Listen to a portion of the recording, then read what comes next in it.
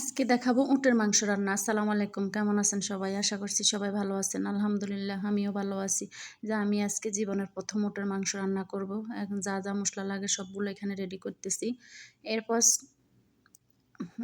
এই যে দেখেন গুঁড়া মশলা, বাটা মশলা সবগুলা জীবনে প্রথম রান্না করব, তো একটু এক্সপিরিয়েন্সটা আসলে অন্যরকম।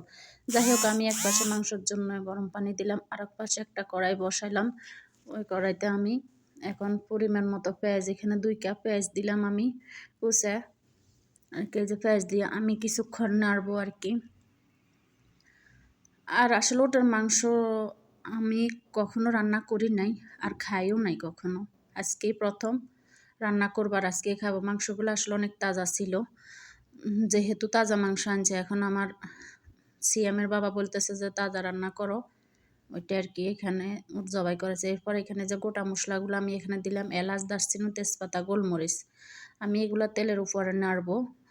এই মশলাগুলো তেলের উপর নাড়লে আসলে ঘ্রাণটা অনেক সুন্দর আসে, আর মাংস খেতেও আসলে ভালো লাগে। হ্যাঁ, কি আমি গরম মশলার গুঁড়া দিব, কিন্তু তারপরে আমি সবসময় মাংস আসলে এভাবে রান্না করি। আপনারা কে কীভাবে রান্না করেন কমেন্টে জানাবেন।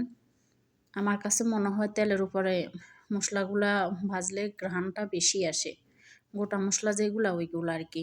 এরপর আমি এখানে এটা ভাজা হয়ে গেলে একে একে বাটা মশলা দেবো। এখানে আমি প্রায় 3 টেবিল চামচ আদা বাটা দিলাম।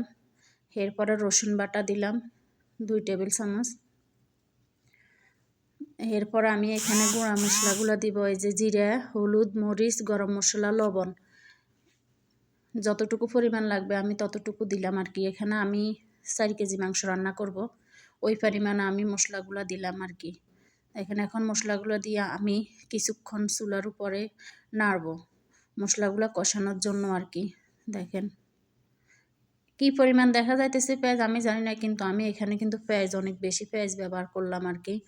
বেশি করে পেঁয়াজ দিলে মাংস রান্না খেতে আসলে ভালো লাগে আমার কাছে মনে হয়, তবে জানি না কে কীভাবে রান্না করেন।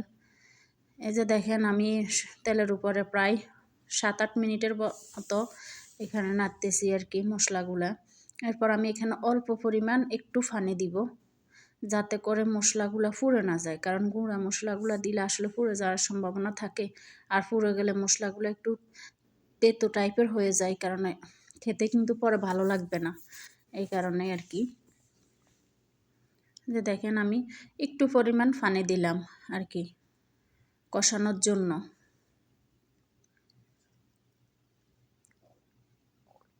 আমার কাছে মনে হয় মশলা যত কষানো হবে তরকারির কালার তত সুন্দর আসে, আর খেতেও কিন্তু ততই মজা লাগে, ওইটা আর কি। আসলে রান্নাটা হলো একটা শিল্প, এক একজন এক একভাবে রান্না করে। এরপর আমি এই যে কিছুক্ষণ ডেকে দিব মশলাগুলো কষানোর জন্য, প্রায় 5-6 মিনিট রাখবো এরকম ডেকে।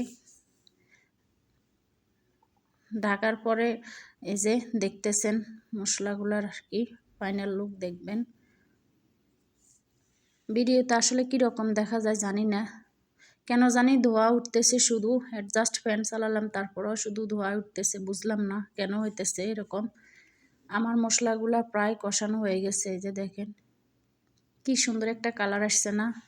আপনারা কীরকম দেখতেছেন জানি না, তবে সরাসরি যদি দেখতেন অনেক সুন্দর একটা কালার আসছে। এরপর আমি এই যে ওটার মাংসগুলা দিয়ে দিতেছি। বেশি বড় একটা কড়াই নিলাম আর কি, মাংস তো বেশি, এরপর এই জন্য আর কি। এরপর আমি এগুলা মশলার সাথে মাংসগুলা মিক্স করে নিতেছি আর কি।